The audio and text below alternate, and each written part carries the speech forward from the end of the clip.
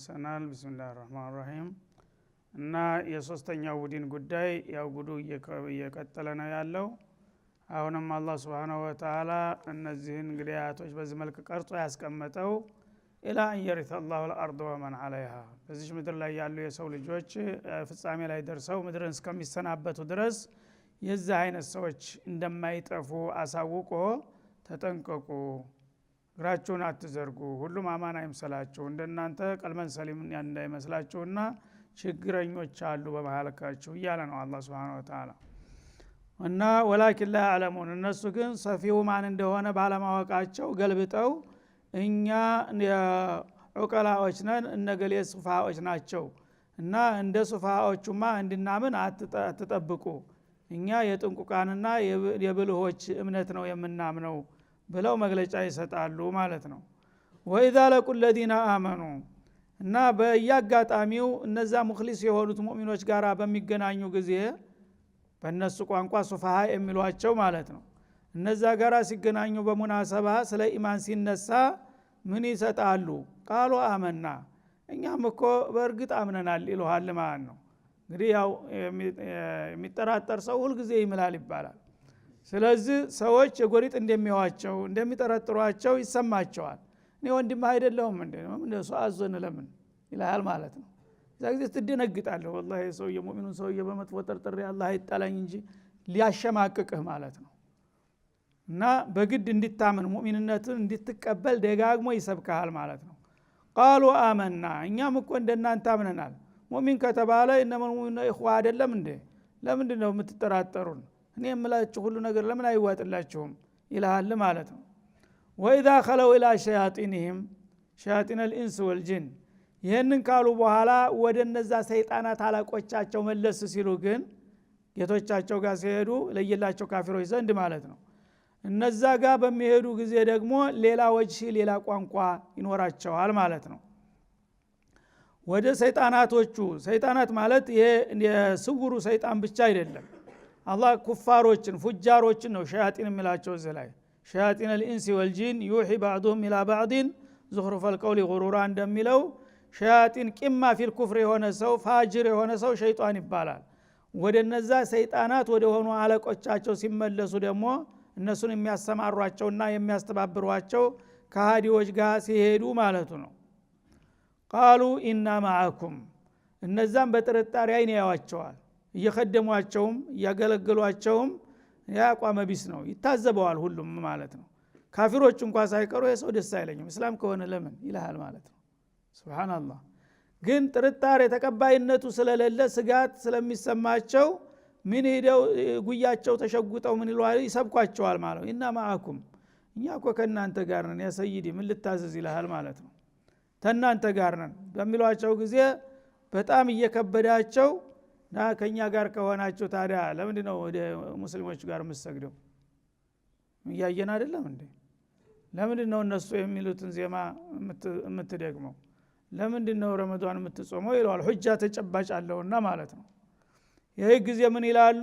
ኢቅናዕ ለማረግ ኢነማ نحن مستهزئون لا اله الا الله፣ እኛ በእነሱ እየተሳለቅን ነው እየቀለድንባቸው ነው።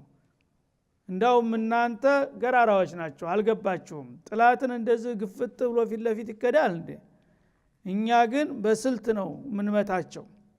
እነሱ ጋር እንሰግዳለን እንጾማለን፣ እነሱ ሚሉትን ቋንቋ ዜማ እንደግማለን፣ ከዛ የፈለግነው መረጃ እናገኛለን፣ በቀላሉ መምታት እንችላለን። እኛ እናንተ እንደኛ ብትሆኑ ኑሮ ይህን ጊዜ አንድ ሙስሊሞች ይገኝ ነበር። እናንተ ፊት ለፊት ስለተጋረጣችሁ ነው እነሱ የሚቋቋሟቸው። እኛን ግን እንደ አካል አድርገው ነው የሚወስዱን፣ ማንም አይነቃብንም ሲሏቸው ያሳምኗቸዋል ማለት ነው። እውነትም አንተ ነህ ትክክለኛው ተራማጅ ጥሩ አገልጋይ ነህና ይልና ይቀበለዋል ማለት ነው። እነማ نحن مستهزئون፣ እኛ በእነሱ የምንቀልድና የምንሳለቅ ነው። ምክንያቱም የነሱን ልብስ ለብሰን የነሱን ቋንቋ እየተናገርን እነሱ የሚሆኑትን እየሆን በአጠቃላይ አባልና አካል ነንና ማንም ሳያውቅብንና ሳይነቃብን ጉድም ብንሰራቸው እኛ ነን። ስለዚህ እኛ እናንተ እንዳውም ጥሩ መሳሪያዎች ነንና የምናገለግላችሁ በዚህ መልክ በስልት ብንይዛቸው ነውና ለምን ቅር ይላችኋል? እነሱ ጋር መታየታችን ብቻ እንደ ጥላት ታዩናላችሁ ለዚህ ለመስላሃችሁ እኮ ብለን ነው ለእናንተ አላማ መስመር ነው እንደዚህ የምናደርገው ብለው ይሰብኳቸዋል ማለት ነው። ለዚህም መልስ ይሰጣል አላሁ የስተዚኡ ቢሂም እነሱ በወዳጆቼ የሚቀልዱ ቢሆኑ ለመቀለድ ቢሞክሩ አላህ ረብል ዓለሚን ደግሞ በእነሱ ይቀልድባቸዋል የእጃቸውን ይሰጣቸዋል ማለት ነው። አልጀዛኡ ሚን ጂንሲል ዐመል እና እነሱ ሙእሚኖች እንግዲህ ሰው ናቸው። ሰው እንደመሆናቸው ዛሂሩን እንጂ ውስጡን የሚያውቁት ነገር የለም። እንደዚህ ሊቀልዱባቸውና ለጥላት አሳልፈው ሊሰጧቸው ቢያደቧቸውም እኔ ደግሞ በእነዚህ መልቲ ሙናፊቆች ላይ እቀልድባቸዋለሁኝ ያላሰቡት የተገለበጠ ውጤት ተሰጣቸዋለሁኝ ማለት ነው። እናታልላቸዋለን የሚሉትን ሰዎች ሐቂቃውን ነግሬ ሙእሚኖችን መክሬ እንዲነቁባቸው አደርጋለሁ እነሱ አርቃናቸውን እንዲቀሩ ማለት ነው። ወየሙዱሁም እንደገና ደግሞ የሚፈልጉትን ጊዜያዊና ቁሳዊ መሳሪያ እለግሳቸዋለሁኝ። ልክ አላህን ለማታለል እንደሞከሩ ማታለሉ እንደተሳካላቸው እንዲያምኑና እንዲዘናጉ አላህ ልክ እንደወደዳቸው አድርጎ ሀብቱን፣ ጤንነቱን፣ እድሜውን፣ ስልጣኑን ሁሉን ነገር ይሰጣቸዋል ማለት ነው። ይሄ ጊዜ አላህ እንደሚባለው እኛም ቢጠላን ኑሮ ይሄን ያደርግልን ነበር ይሉና የበለጠ ዛብ ይለቃሉ ማለት ነው። ምክንያቱም ሁሉ ነገር ተከሰመበት ይሄን መጥፎ ነገር አላህ ጠልቶብኝ ነው የያዘው የረዘዘው ነገር ሁሉ የተበላሸበት ከሄደ ለኑሮው ሲል ራሱ ይፈራል። ይሄ ነገር ከጀመርኩ በኋላ ነው እንዲሆንኩት ይልና ስጋት ይሰማዋል ማለት ነው። ግን ሁሉ ነገር እየተሳካለት ከመጣ በዚህ ብርኩስ ዓላማ ላይ ሆኖ ይሄ ነገር እንዳውም አላህ ወደቷል ባርኮታል እኔን ነው የሚወደኝ በአንጻሩ ደግሞ ጎስቋላውን ሙእሚን ያያል ለምን ገሌን ታዲያ አልሰጠውም እንደኔ ይልሃል ማለት ነው። ይሄ ግን እስትድራጅ ነው። አላህ ሲያዘናጋቸው ልክ በሬውን ልታርደው ስትወስድ እንትና ሚልህ እያላስክ ጨው እያላስክ እንደምትወስደው ማለት ነው። ያን ይሰጠዋል በቃ የወደደኝ ይመስለዋል ማረጃው ድረስ። አላሁ የስተዚኡ ቢሂም አላህ በእነሱ ይሳለቅባቸዋል ይቀልድባቸዋል። ከመሳለቁም ወየሙዱሁም ይላል የሚፈልጉትን ነገር ሁሉ ይቸራቸዋል ይለግሳቸዋል ማለት ነው። ለምን ፊ ጡግያኒሂም ያመሁን በጥሜታቸው እየተደናበሩ እስከ መጨረሻ ድረስ እንዳይጠራጠሩና ወደ ኋላ እንዳይመለሱ ተውባ እንዳያስቡ ይገፋቸዋል ይገፈትራቸዋል ማለት ነው። እና አንተ እኮ ብልጥ ሰው ስለሆንክ ጥንቁቅ ሰው ስለሆንክ ለአንተ ለሀገር ለወገን እንደውም አስፈላጊ ሰው ነህ ብሎ ጌታ እንደወደደው አድርጎ ጤንነቱ አይታመም ሀብቱ ይጨምራል በየጊዜው ጉልበቱ ሁሉ ነገር እየጨመረለት ሲሄድ የልብ ልብ ይሰማዋል ማለት ነው። እኔ አላህ እውነትም ወዶልኛል ትክክለኛ ነው አካሄደ ይልና ራሱን ያሳምናል ማለት ነው። ያን ጊዜ በዛ በጥሜቱ ላይ ያለ ድንበር ማለት ነው ወሰን ደንበር የለውም እስከ መጨረሻ ኢጅራሙን ይቀጥልበታል ማለት ነው። ያዕመሁን ማለት አመል ቀልብ ነው። በዛሂር አይኑ የታወረ ሰው አዕማ ይባላል። የውስጥ ልቦናው የታወረ ሰው ደግሞ አመህ ይባላል ማለት ነው። ስለዚህ የልብ አይናቸው ታውሮባቸው እየተደናበሩ ዝም ብለው ያለ ወሰን ያለ መደን እንደ በውር ድንብር የሚጓዙ ሰዎች ያደርጋቸዋል። በዚህ መልክ ነው አላህ የሚቀልድባቸው ይላል ማለት ነው። በመሆኑም ኡላኢከ الذين اشتروا الضلالة بالهدى የዚህ አይነት እንግዲህ ባህሪ ያላቸው ሰዎች እነሱ እንኳን ራሳቸውን እንደ ሙስሊህ እንደ ብልጥ አድርገው ቢወስዱም በተጨባጭ ግን በእኔ በኩል ምንድነው ጣፈንታቸው በጥሜት ኸይርን ሂዳያን በጥሜት የሸጡ የለወጡ ሰዎች ናቸው ይላል አላህ Subhanahu Wa Ta'ala። ነብይ ልኮ በሚገባቸው ቋንቋ ቁርአን አውርዶ ኸይርን ሸርን በመረጃ አብጠርጥሮ አስቀምጦላቸው እያሉ ቀኝ ሲሏቸው ግራ ኸይር ሲሏቸው ሸር ኢማን ሲሏቸው ኩፍር ይመርጣሉ ማለት ነው በተቃራኒው። እና ይሄን እንግዲህ አላህ Subhanahu Wa Ta'ala ፈርዶባቸው ስለተጣላቸው ሁል ጊዜ እነሱ የሚገዙት በወርቅ ፋንዲያ ነው ማለት ነው። እንግዲህ ሰው ገበያ ሄዶ በጥሩ ገንዘቡ የሚገዛው የተሻለ ሸቀጥ ነው። ተዝ ተብር ይልቁንስ ተዶላሩ ይችቃት ብስብኛለይ ብሎ ነው እኮ ሰው ቃ የሚገዛው አይደለም እንዴ? ገንዘብን ይወዳል ማንም ሰው ባልሆነ ነገር እንዲወጣ አይፈልግም። ግን ያችን ነገር የሚያወጣ እንዲያስወጣ የሚያደርገው የሚያገኛት ገንዘብ ሸቀጧ በጣም አማላይና የምትፈልግ ስትሆን ነው። ይችንስ አላልፋትም ምንም ሳንቲሜን በወዳት ይፈልገው ይሁን ብሎ አይደለም እንደሚገዛት። ያ ለምን ነገ ብሸጣትም ታተርፈኛለች ብገለገልባትም ትጠቅመኛለች ብለህ ያመንካትን ዕቃ ነው በውድ ዋጋ የምትገዛት ማለት ነው።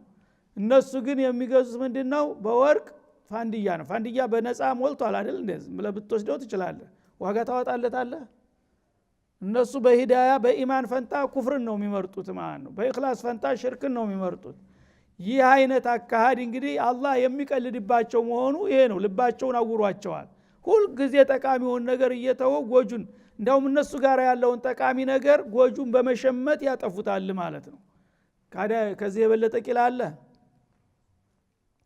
ናሽተረው ضلاله ስተትን ጥሜትን የሸመቱ ናቸው ቢልሁዳ በቀናው በትክክለኛው እድል የተጣመመውንና የተሳሳተውን የሚሸምቱና የሚገዙ ናቸው ይላል በመሆኑም ፈማረቢያት ትጃረቱም ንግዳቸው አላተረፋቸውም አንድ ነጋዴ ጎበዝ ነጋዴ የሚያተርፈው ሲሸጥ ሳይሆን ሲገዛ ነው ይባላል አይደለም እንዴ ጥሩ ዕቃ በጥሩ ዋጋ ተገዛህ ማትረፍህ መድሙን ነው ማለት ነው ያ ዕቃ ሁሉ ሰው ይፈልገዋል ያ ኮርተህ ነው የምትሸጠው ጊዜ ጠብቀህ በደም ተለምነህ በፈለከው ዋጋ ነው የምትሸጠው ማለት ነው ርካሽና ዋጋ ቢስ ነገር ከገዛ ግን ማን ይጠይቅሃል እንደውም በነፃ ወስድ ይጠፋል በመጨረሻ ጊዜ ያልፍበትና ዘርበል ነው የሚልህ ማለት ነው ስለዚህ እነሱ እንግዲህ አላህ Subhanahu Wa Ta'ala ስላወራቸውና ስላደናበራቸው ደንበር ዘለው ስለሄዱ ጥሜቱን በሂዳያ የሚለውጡና የሚሸምቱ ሰዎች ናቸው በመሆኑም ንግዳቸው አላተረፋቸውም ያካዳ ያን ንግድ አካሃዱን አላወቁበትም የሚያተርፍ ሰው እንቅስቃሴ አይደለም እየተንቀሳቀሱ ያሉት የሚከስር እንጂ ማለት ነው በመሆኑ ወማ ካኑ ሙህተዲን እንኳን ሊያተርፉ የማትረፊያውን አቅጣጫ አላዩትም ይላል እንግዲህ ምን ሰርተህ ምን እንደምታተርፍ ታላወቅ ትርፍ መጠበቅና መናፈቅ የለብህም መጀመሪያ ትርፍ የሚጠበቀው በሚተረፍበት ሲስተምና ዘዴ ሲከር ነው ማለት ነው ያንን አቅጣጫ ከሳት ሙህተድ አይደለም አልተመራህም ወደ ውጤት ማለት ነው ከበዝ መልክ ከሄድክ ደግሞ ውጤት መጠበቅ ማለት ጅልነት ነው ስለዚህ ነው አላ ኢነሁም ሱፋ እምለው እንግዲህ ወደ ቀኝ ሄድን ብለው ወደ ግራ ነው የሚሄዱት ማለት ነው ኸይር ነገር ሸመትን ብለው መጥፎ ነገር ነው የሚሸምቱት የዛ አይነት ሰዎች እንኳን ሊያተርፉ ቀጥቶ የማትረፊያውን አቅጣጫ አያውቁትም ገበያው የት እንዳለ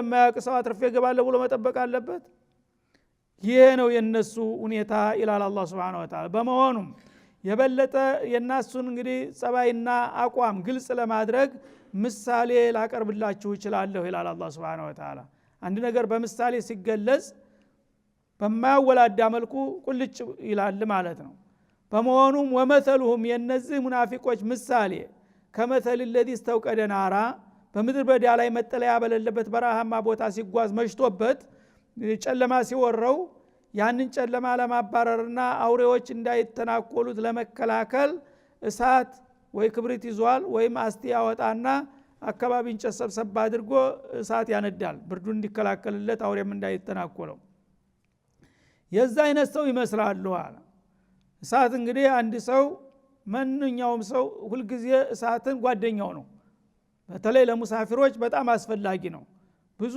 አውሬዎች እሳት ሲያዩ ይሸሻሉ የእሳት ሽታቸው አይመጡም ለዛ ይጠቅማል ማለት ነው እንደገና እንዳሁኑ ብርዳማ ሰዓት በሚሆን ጊዜ ቀቅ ብርድ በሚኖርበት ጊዜ እሳት ብርድ ልብስ የለህም እዛ በረሃ ላይ እሱ ይጠቅማል ማለት ነው እንደገና ደግሞ የተለያዩ አቅጣጫዎችን ታይበታለህ ባጠገብህ ምን እንዳለ ምን እንደሚያልፍ ተከታተልበታለህ የዛ አይነት እንግዲህ ምድር በዳ ላይ መጠለያ በሌለበት በጣም ብርዳማና ጨለማ በከበደበት ሰዓት የአካባቢ እንጨቱን ሰባስቦ እሳት ለኩሶ እየሞቀ እንደሚቀመጠው ሰው ነው ማለት ይቻላል ሙናፊቅ ይላል አላህ Subhanahu Wa Ta'ala ይህ ሰው እንግዲህ ያ እሳቱ አጠገቡ እስካለ ድረስ ጥቅም ይሰጠዋል ያ እሳት ግን ባልተጠበቀ ሁኔታ የጠፋ እንደሆነ ምን ይሆናል ከብርሃን በኋላ የሚመጣ ጨለማ ደግሞ ያድርስ ነው አይደለም እንዴ ኖርማሉ ጨለማ ዝም ብሎ ቢቆይ ኑሮ ቀላል ነበር እየቆየ ትንሽ ወራወርት ይታየዋል ግን ደማቅ ብርሃን የነበረው በአንድ ጊዜ ድርግም ብሎ ተጠፋ ኤሌክትሪክ ሲሄድ ለሊት ታያላችሁ በሩ ይጠፋል እየተግዳግበሰ እንደዛ አይነቱ ጥንቅጥ ውስጥ የሚገቡ ሰዎች ናቸው ይላል استوقد نارا እሳትን ያነደደ ወይም የለኮሰ فلما اضاءت ما حوله ያቺ የተለኮሰችው እሳት በአካባቢው ያለውን ነገር ስታበራለትና ብርሃን ስትሰጠው ተስፋው ለምልሞ በቃ እየሞኩኝ ነው ብርሃን ነው ምንም ነገር መጥፎ አይመጣብኝም እያለ ራሱን እያጽናና እያለ ሳይጠብቅና ሳያስበው ذهب الله بنورهم ያልጠበቀው ነገር አላህ ያንን ብርሃናቸውን የሚያጠፋ ነገር አምጥቶ ወዳው ድርግም አደረገባቸው ማለት ነው። እና ምን ያው ጀምዕም ለጀምዕም ለሙፍረድም ትመጣለች ማለት ነው። الذي كمثل الذي استوقد نار ሲል ሙፍረድ ነበረ። አሁን ግን መልሱ ላይ ذهب الله بنوره በማለት ፈንታ ቢኑሪሂም ማለት የዛ አይነት ሰዎች ብዙ ናቸው። ለምሳሌ አንዱን አባላቸውን ነው የጠቀስኩት እንጂ በየበረሃው ሲመሽባቸውና ሲበርዳቸው ሲጨልማቸው እሳት እያነደዱ የሚያድሩ መንገደኞች ብዙ ናቸውና በዛ ሁኔታ ላይ የነበሩ ሰዎች ድንገት ባልታሰበ መልኩ አውሎ ንፋስ ይነሳና የበረሃው ለንፋስ አያድርስ ነው አንጥቶ እሳትክን ድርግም ያረጋል፣ አሸዋ ያለብሳል። የዛ ጊዜ የምትይዘው የምትጨብጠውን ታጣለህ ማለት ነው። የዛ አይነት ሰዎች ይመስላሉ ሙናፊቆች ይላል። ወተረከውም ፊ ዙሉማት ላ ዩብሲሩን ድርርብ በሆነ ጨለማ ውስጥ ምንም ነገር በማያዩበት ሁኔታ እንደተዋቸው ሰዎች ይሆናሉ ይላል ማለት ነው። እና ያ ጥሩ ብርሃን እንግዲህ እየሞቅ ብርሃን እያገኘ ተቀምጠህ የነበረውን ኃይለኛ ንፋስ መጣ ወይም ኃይለኛ ዶፍ ዝናብ መጣና ወረደብህ በአንድ ጊዜ መጠለያ የለም ወዳው ድርግም ያደርገዋል። የዛ ጊዜ ቀደም ሲል በብርሃን የነበረው አይንህ ብርሃን የለመደው ያልተጠበቀ ጨለማ ሲመጣ ጣትህን እንኳን አይንህ ላይ ብትደቅነው ማታይበት ደረጃ ላይ ትደርሳለህ ማለት ነው። የዛ አይነት ችግር ላይ የወደቁ ነገሮች ናቸው ሙናፊቆች ማለት ይላል ማለት ነው። ስለዚህ አላህ በሚያውቁት ቋንቋ የአላህ መመሪያውን ብርሃኑን ልኮላቸው ብሩህ አንደበት ያለው ነብይ ልኮላቸው በማስረጃ በርቱ አረበት እያስረዳቸው ብርሃን ፈንጥቆላቸው ነበር። ያን ነገር ሳያስቡት ኒፋቅ የሚባል በሽታ ሲያመጡ አላህ Subhanahu Wa Ta'ala ختم الله ባለው መሰረት አውሎ ንፋስ ختم መጣ ማለት ነው። ድርግም አደረገ። የዛ ጊዜ የሚይዘው የሚረዘው ያጣውና ይንቦጃቦጃል ማለት ነው። ይሄን ይመስላል። في ظلمات لا يبصرون شيئا من الاشياء ባጠገባቸው ያለን ነገር ምንንም ነገር ሊያው አይችሉም። አጃቸውን በአይናቸው ቢደቅኑት እንኳን ሊያው አይቻለም እና በእጅ የሚዳበስ የመሰለ ጨለማ እንደሚባለው ማለት ነው። በመሆኑም ሱሙን ቡክሙን እነዚህ ሰዎች እንግዲህ ራሳቸውን ለአደጋ አሳልፈው የሰጡ በመሆናቸው አላህ ስለተጣላቸው ጆሮአቸው ተንቀርፎ ብታየውም እንደ ሌላው ሰው ቁም ነገር የሚሰማ አይደለም፣ ደንቆሮዎች ናቸው ይላል አላህ። የዛሂሩ ጆሮ ቢንቀረፈ ምን ዋጋ አለው? የልብ ጆሮ ተዛግቶ ተቃጥሏል። ስለዚህ ደንቆሮዎች ናቸው። ለነሱ ኸይር መምከር ማለት ዋጋ የለውም ማለት ነው። ቡክሙን ዱዳዎች ናቸው። አፋቸው ይናገራል ይለፈልፋሉ፣ ግን ኸይር ነገር ሐቅ ነገር በአንደበታቸው አትመጣም። ከሐቅ አኳያ ዱዳ ናቸው። ሐቅ ተስቶት አይናገርም ሙናፊቅ ማለት ነው። አክስ ነው የሚናገረው። ዑምዩን አይናቸውም የታወረ ነው። የዛሂር አይናቸው አለ እየተጎረዘረዘ ነው፣ ግን ሐቅ የሚያይ አይን የላቸውም ማለት ነው። ባጢልን የሚያይ ማሻአላህ ነው። በመሆኑም ፈሁም ላ የርጅዑን እነዚህ ሰዎች እንግዲህ ሙዓጠል الحواس ናቸው ማለት ነው። ሐዋሳታቸው ተጥቅም ውጭ ሆኗል። ሰው የሚታየውን ነገር በአይኑ አይቶ የሚሰማውን ሰምቶ የሚዳሰሰውን ዳሶ የሚቀመሰውን ቀምሶ ነው ምንነቱን የሚያውቀው ነበር አይደለም እንዴ? ይሄን ሁሉ ሐዋሳታቸውን ፈርደውበታል ራሳቸው ላለመገልገል። ስለዚህ አይናቸውም ቢጉረዘረዝም ሐቅን አያይም፣ አንደበታቸውም የፈለገውን ቢለፈልፍም ሐቅን ሊናገር አይችልም፣ ሊጠይቅ አይደፍርም። እንደገና ጆሮአቸውም ሊሰማ አይችልም። ሐዋሳታቸው ሙዓጠል እንደ ግንድ ናቸው ማለት ነው። ከእንስሳም በታች እንስሳ ይሰማል አይደል? ያያል በፊቱ ያለውን ነገር ልክ እንደ ደረቅ ግንድ ሆኑ ማለት ነው። ለዚህ ብሎ ሱረቱል ሙናፊቁን ላይ ከአነሁም ኹሹቡን ሙሰነዳ አላሁ አክበር እና ተጥቅም ውጭ የሆነ ግንድ ይመስላሉ። ቢሰራ ጥሩ ቅርጽ ያለው ግድግዳ ውስጥ ይቆማል። ጥሩ እንጨት ያለው ማለት ነው። ውልግድግድ ያለ ተሆነ ግን ዝም ብታስገባው ክፍተት ነው። ዝም ብታስገባው ያበላሽብሃል። ስለዚህ ሲንጓለል ቤቱ ተሰርቶ ያልቃል። መጨረሻ እሱ መግቢያ ያጣል ማለት ነው። ኹሹቡ ሙሰነዳ። ስለዚህ ለማገዶ ይሆናል ይባልና ግድግዳው ጠጋ አድርጎ ተውት ይሄዳል። ሙናፊቅ ይሄ ነው። ተሙጅተመዑ የተተፋ የወደቀ ነው ማለት ነው። የሙጅተመዑ ሶፍ ላይ አለሁኝ ቢልም እንደሌለ ነው። አላሁ አክበር። እና ላዩ ብሲሩን አያዩም፣ እያዩ የማያዩ እየሰሙ የማይሰሙ እየተናገሩ እውነት ቁም ነገር የማይወጣቸው ጉደኞች ናቸው ይላል አላህ Subhanahu Wa Ta'ala። በመሆኑም فهم لا يرجعون እነዚህ ሰዎች እንግዲህ እነዚህ ሐዋሳቶቻቸው ተጥቅም ውጭ ከሆኑባቸው በምን መረጃ ሰብስበው ነው ሐቅና ባጢል ለይተው ወደ ሐቅ ይመለሳሉ የሚባለው? የመመለስ እድል የላቸውም። በቃ ባሉበት ይቀጥላሉ ማለት ነው። ምን አንድ ሰው መረጃ ባገናዘበ ቁጥር ነው አቋሙን ሊለውጥ የሚችለው። ትናንትና ያልሰማውን ሐቅ ዛሬ ሲሰማ እንደዚህም አለ እንዴ እንኳን አላውቅም ነበር ብሎ ከልቡ ካገናዘበ ትናንትና ያላየውን መጽሐፍ ጥሩ መጽሐፍ አግኝቶ አሁን አይቶ ታነበበ እኔ እኮ ይሄን ጉዳይ አላውቅም ነበር እንደዚህ ነው እንዴ ይላል። ወደ ሐሳቡን ለመቀየር ይገደዳል ማለት ነው። እና ትናንትና ያላሰበውን ነገር በልቡ ለማንሰልሰል ከቻለ እንደዛ የመመለስ እድል አለው። እነዚህ ሐዋሳቶች አይንህ ከታወረ ጆሮ ከደነቆረ በምንህ ነው አንተ ለውጥ የምታመጣው? ለውጥ ሊመጣ አይችልም እንዲህ አይነት ሰው ላይና فهم لا يرجعون እነዚህ ሰዎች በምንም አይነት አይመለሱም ይላል ማለት ነው። ስለዚህ ኒፋቅ የተጠናወተው ሰው የተውባ እድሉ ራሱ የመነመነ ነው ማለት ነው። ለምን በገዛጁ በር ዘግቷልና ሐቅ እንዳይመጣ ማለት ነው። ግልጽ የሆኑት ካፊሮች ብዙ ጊዜ የመስለም እድል አላቸው። ለምን ትናንትና ሐቅ ላይ ነን መስሏቸዋል፣ ግን ሐቅን ለማግኘት በሚሞክሩ ጊዜ አላህ ይወፍቃቸዋል ማለት ነው። አለማወቅ እንጂ ችግራቸው ልግመትና ተንኮል አይደለምና። ግን በኒፋቅ ላይ ያለ ሰው እናንተ ራሳችሁ የምታውቋቸውን ሰዎች ተከታተሉ። ማን ነው በሙናፊቅነት የሚጠረጠር ሰው ወደ ኸይር ተውባ አድርጎ ተመለሰ የሚባል ብዙ አታገኝም። በዛው ነው የሚቀጥለው።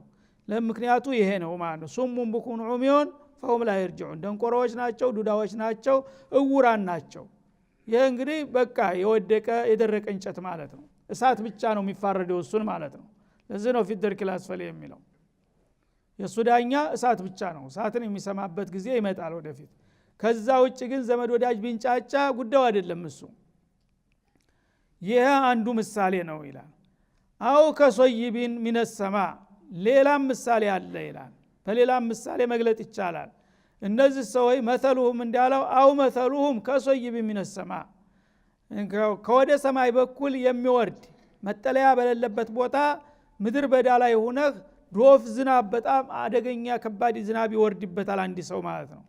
ገጥሟቸው ያውቃል አይደል? በገጠር አካባቢ በጣም ኃይለኛ ትንፋሽ የሚቆርጥ ከባድ ንፋስ እንዳውም በረዶ ቀላቅሎ ይመጣል። ጎርፉም እግርህን ሊነቅለው ይሞክራል።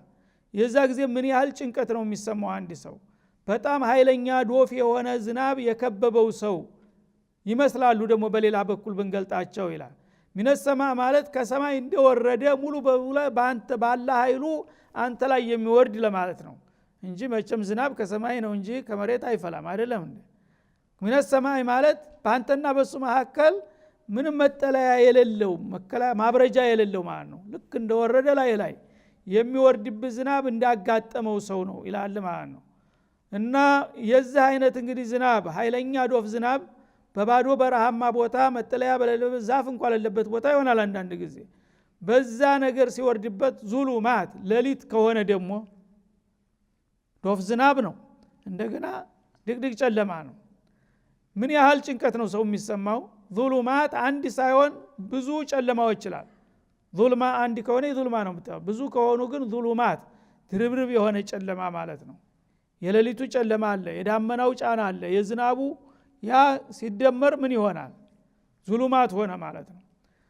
ወራዕዱን በዛው ላይ ደግሞ ንጉድጓዱ ይጮሃል እንደ ፈንጅ ማለት ነው። በጮኸ ቁጥር አሁን እኔ ላይ ነው ያረፈው ሰውነትን አለሁኝ ወይስ የለሁም ትዳስሳለህ ማለት ነው። ወበርቁን መብረቁ ደግሞ ፊት ላይ ይቀደዳል ማለት ነው። አሁን እኔን አነደደኝ እያልክ ማለት ነው። የዚህ አይነት እንግዲህ ውጥንቅጥ የከበበው ሰው ይመስላል ሙናፊቅ ይላል። የተረጋጋ ራሱን ብልጥ አድርጎ ይገልጣል፣ ግን ጭንቀት ላይ ውስጥ ነው ያለው። የሁሉ መከራ የወረረው ነው ሙናፊቅ ማለት ይላል አላህ Subhanahu Wa Ta'ala። አንድ ነገር يحسبون كل صيحة عليهم هم العدو ይላል። ጮክ ያለ ድምጽ በሰማ ቁጥር እገሌን ያዙት የሚል መግለጫ ወጣ አዋጅ ወጣ ብሎ ነው ደንግጦ የሚነሳው። ለምን ስራውን ያቃታልና። ሌላው ግን ተራው የዋሁ ሰው የጮው ቢጮህ ምን ሆነ ነው እንጂ የሚለው አይረበሽም፣ ሰላማዊነቱን ያቃልና ማለት ነው። ይሄ ግን ሁሉ ጊዜ ተንኮል የሚያጠነጥን ከመሆኑ የተነሳ ጮህ ያለ ድምጥ በሰማ ቁጥር በሱ ላይ የማደኛ ደብዳቤ እንደወጣና ፖሊስ እንደከበበው ይሰማዋል ማለት ነው። እና ظلمات ወራዱን ንጉድጓድና ወበርቁን መብረቅ የሚፈራረቅበት የጃሉና አሷቢያሁም ከፍራትና ከጭንቀታቸው ብዛት የተነሳ የጣቶቻቸውን ጫፍ ሌላ መከላከያ ስለሌለ ፊአዳኒም በጆሮአቸው ላይ ይሸጉጣሉ። እንግዲህ እዛ መጠለያ ምንም ነገር መሸሻ የለም። መብረቁ ሲኖጋ ሲቀደድ ፊት ለፊቱ ንጉድጓዱ ሲኖጋ ጨለማው እንትን ሲል እንደ ላለማየት ላለመስማት ብሎ ሁለት ጆሮውን ድብና አድርጎ በጣቱ ይዘጋል። በዚች ነፍሴን ትንሽ ያቆየው መስሎት በድንጋጤ ላለመሞት ማለት ነው። እንደ አይነቱ የጭንቀትና ውጥንቅጥ ውስጥ ነው ያሉት ይላል አላህ Subhanahu Wa Ta'ala። ፊአዳኒሂም ሚነ ሷዋዒቂ ተመብረቁ ተንጉድጓዱ ጩኸትና እንትን ብዛት የተነሳ ሐዘረል ሞት ነፍሴ ወልቃ እንዳትሄድ ብሎ በጣቱ ጆሮውን ይሸጉጣል። በዚህ ደረጃ ነፍሱን ለማዳን ማለት ነው። ወላሁ ሙሒጡን ቢልካፊሪን እና አላህ ደግሞ እንዲህ አይነቶቹን ካሃዲዎች በኃይሉ የከበበ ጌታ ነው። ተመልከተ በማጠቃለያው ላይ ምን አላቸው? አሁን ካፊር አላቸው። ቀጥታ አይደለም እንዴ ካፊር አላቸው። እነሱ እንግዲህ ሶስተኛ ቡድን ሊሆኑ ነበር የሞከሩት፣ ሙስሊም ሊባሉ ነበር። እኔ ዘንድ ግን ላ ይخፋ عليه شيء في الارض ولا في السماء ካፊር ናቸው። እንዲህ አይነቶችን ካፊሮች ለጉር ለፈተና ነው እንጂ ዝም ብዬ ያስቀመጥኳቸው በእኔ ዘንዳ ኩፍራቸው አያጠራጥርም፣ የለየላቸው ካፊሮች ናቸው። እነዚህን ካፊሮች በፈለኩት አደጋ ወዳውኑ ተስፊያ ማድረግ እችላለሁኝ ይላል ማለት ነው። የካዱል በርቁ يخطف ابصارهم እና ወቅቱ ቢደርስም አያቱን ለማጠቃለል ያህል ነገ ኢንሻአላህ መለስ ብለን እንጀምራለን።